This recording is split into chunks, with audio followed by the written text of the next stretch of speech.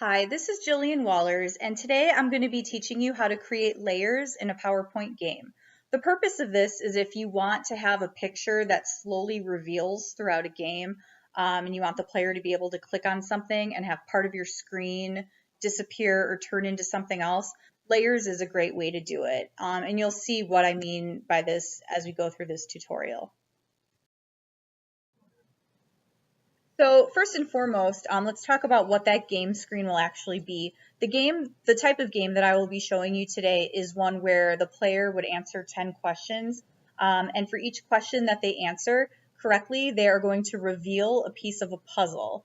And once they've revealed the entire puzzle, they will get a hidden picture that was hidden underneath that puzzle, hence the need for layers. The first place you'd want to begin, of course, is with storyboarding. You'd have to be very well planned out in order to achieve this goal, or it'll be very hard to design on the spot. Like I said, we're working with the layered structure, so we're going to be designing this in layers, and you'll see what that means in a moment. And it may seem kind of backwards, but we're actually going to begin with the background. We're not going to begin with the first thing that the player would see. We're actually going to begin with the last thing the player would see. So this screen here represents the last thing that the player would see. It's just a basic slide that says congratulations. On the right-hand side is just a picture that I chose. It could be anything. This is just, a clip art character holding a trophy, but for you, it could be any picture that you'd want to reveal or any message that you'd want to reveal. What's really going to happen is this is going to be covered up for the entire game, so the player wouldn't realize that this is what they would see at the end. Even though we're designing this first, it's really the last thing that'll be seen. So the idea is that what we're going to do next is create our first layer. We're going to cover up that winning screen so that it's not visible to the user of the game. And we're really going to set it up for our game design. So I'll show you how this would work with my game where I'm just asking 10 questions. So this screen here is what would be covering up the image that you saw underneath. So underneath this is the same slide I used before. I copied the slide and all of this was added to the top of it. On the left-hand side, I've just got some different colored boxes. You could put anything you'd like there that you'd want to cover it up with. Each of those boxes will eventually have a game question that the learner or the student would be answering in order to reveal the picture. The right-hand side is just question marks, and these cover up the picture that you saw earlier. And these would be unveiled one by one as the user or as the player was answering questions correctly. After you've got this done, we're going to plan our top layer. And so with this, there's a little more work to it because you kind of need to go slide by slide. You're going to need to make several copies of the slide in order to do this. So if there's 10 questions, I need at least 10 copies of that slide, one for each question.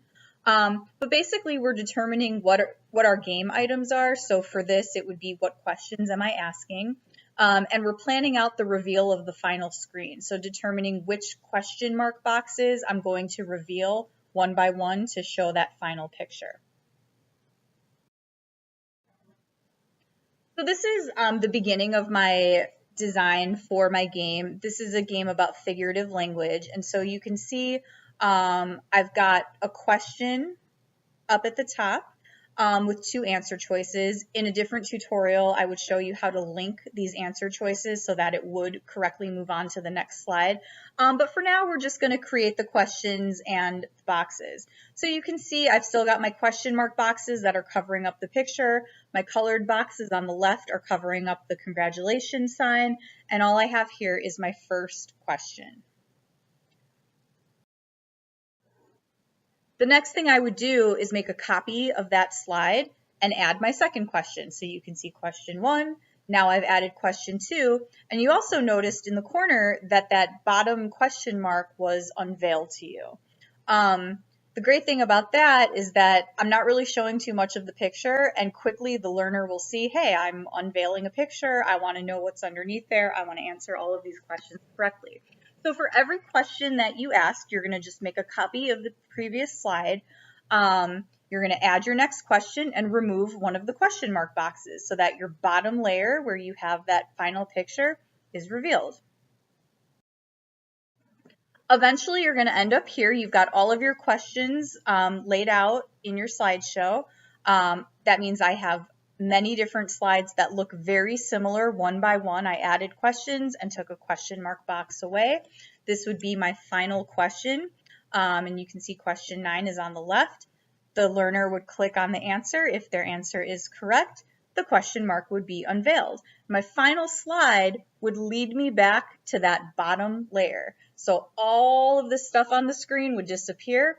I would be left with the person hoisting the trophy and the congratulations sign on the left. And that's really it, just creating layers to make your game flow well and make it so that people can click and have things appear or disappear on the screen. Some next steps for your game design, we'd have to talk about how to link your slides together and how to create hyperlinks so that if a person clicks on an answer and it's correct, it does one thing, and if it's incorrect, it does something else. And we'd also talk about transitions, how to get those slides to move around the way that you want them to. Thank you so much for watching.